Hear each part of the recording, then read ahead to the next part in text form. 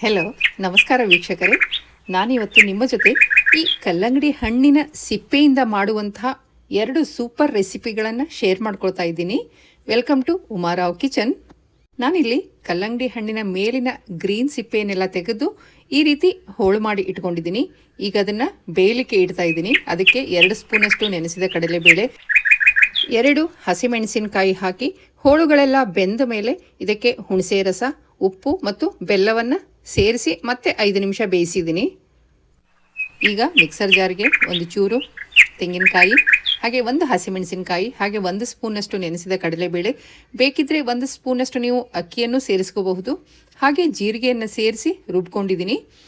ಈ ಹೋಳುಗಳು ಚೆನ್ನಾಗಿ ಬೆಂದ ನಂತರ ನೀವು ಉಪ್ಪು ಬೆಲ್ಲವನ್ನು ಹಾಕಿ, ಈ ಹೋಳುಗಳೆಲ್ಲ ಚೆನ್ನಾಗಿ ಬೆಂದ ನಂತರ ನಾನಿದಕ್ಕೆ ಈ ರುಬ್ಬಿಕೊಂಡ ಮಸಾಲೆಯನ್ನು ಸೇರಿಸಿ, ಹಾಗೆ ಅರಿಶಿನ ಪುಡಿ ಮತ್ತು ಕೊತ್ತಂಬರಿ ಸೊಪ್ಪನ್ನು ಸೇರಿಸಿದ್ದೀನಿ.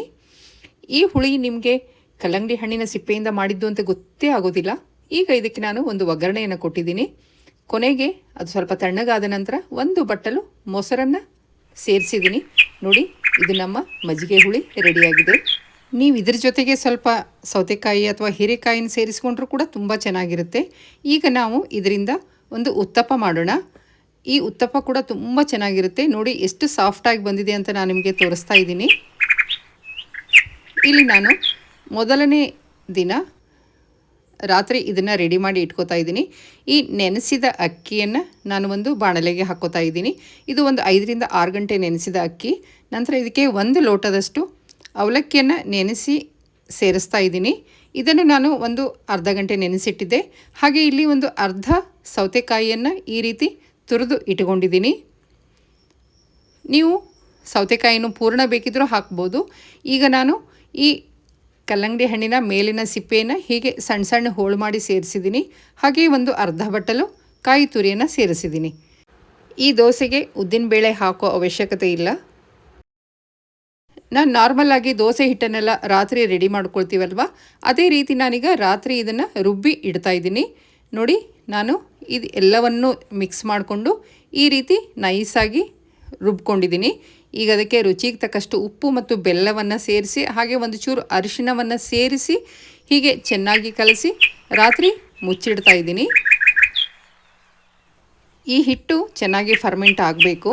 ಇದು ಮರುದಿನ ಬೆಳಗ್ಗೆ ನಾನು ಚಾಪರಲ್ಲಿ ಒಂದು ಸ್ವಲ್ಪ ಈರುಳ್ಳಿ, ಹಸಿಮೆಣಸಿನಕಾಯಿ, ಕರಿಬೇವು ಮತ್ತು ಕೊತ್ತಂಬರಿ ಸೊಪ್ಪನ್ನು ಸೇರಿಸಿ ಇದನ್ನು ಚಾಪ್ ಮಾಡ್ಕೊಂಡಿದ್ದೀನಿ. ನೀವು ಇದಕ್ಕೆ ಸ್ವಲ್ಪ ಸೌತೆಕಾಯಿ ತುರಿಯನ್ನು ಬೇಕಿದ್ದರೂ ಸೇರಿಸಬಹುದು. ನಿಮಗೆ ನನ್ನ ರೆಸಿಪಿಗಳು ಇಷ್ಟವಾಗಿದ್ದೇ ಆದಲ್ಲಿ ಪ್ಲೀಸ್ ಲೈಕ್ ಮಾಡಿ, ಶೇರ್ ಮಾಡಿ, ಹಾಗೆ ಸಬ್ಸ್ಕ್ರೈಬ್ ಮಾಡಿ.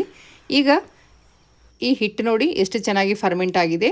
ನಾನು ಈ ಚಾಪ್ ಮಾಡಿಕೊಂಡಂತಹ ಈರುಳ್ಳಿ, ಹಸಿಮೆಣಸಿನಕಾಯಿಯನ್ನು ಇದಕ್ಕೆ ಸೇರಿಸ್ತಾ ಇದ್ದೀನಿ. ನೀವು ಈರುಳ್ಳಿ ಬೇಡ ಅಂತಂದರೆ ಇದನ್ನು ಸ್ಕಿಪ್ ಮಾಡಿ ಹಾಗೆ ದೋಸೆ ಕೂಡ ಮಾಡ್ಕೋಬಹುದು. ಅದು ಕೂಡ ತುಂಬ ಚೆನ್ನಾಗಿರುತ್ತೆ. ಈಗ ನಾನು ಕಾವಲಿಗೆ ಒಂದು ಚೂರು ಎಣ್ಣೆಯನ್ನು ಸವರಿ ಈ ರೀತಿ ಈ ದೋಸೆ ಹಾಕ್ತಾ ಇದ್ದೀನಿ. ಇದು ಒಂದು ಚೂರು ದಪ್ಪನಾಗಿ ಹಾಕಿಕೊಂಡ್ರೆ ತುಂಬ ಚೆನ್ನಾಗಿರುತ್ತೆ. ಇದನ್ನು ನಾನು ಈ ರೀತಿ ಮುಚ್ಚಿ ಬೇಯಿಸ್ತಾ ಇದ್ದೀನಿ. ಈ ದೋಸೆ ತುಂಬ ಚೆನ್ನಾಗಾಗುತ್ತೆ. ನೀವು ಒಂದ್ಸರಿ ಖಂಡಿತವಾಗ್ಲೂ ಟ್ರೈ ಮಾಡಿ. ಇದು ನೋಡಿ, ಹಂಚಿನಿಂದ ಎಷ್ಟು ನೀಟಾಗಿ ಬರ್ತಾ ಇದೆ. ಈ ದೋಸೆ ತಿನ್ನಲಿಕ್ಕೂ ಕೂಡ ತುಂಬ ಚೆನ್ನಾಗಿರುತ್ತೆ. ಈ ದೋಸೆ ಬೇಸಿಗೆಯಲ್ಲಿ ತುಂಬ ಆರೋಗ್ಯಕರ ಕೂಡ. ಈಗ ನಾನಿದನ್ನು ಕಾಯಿ ಚಟ್ನಿ ಹಾಗೆ ಮಾವಿನಕಾಯಿ ಗುಳಂಬದೊಂದಿಗೆ ಸರ್ವ್ ಮಾಡ್ತಾ ಇದ್ದೀನಿ.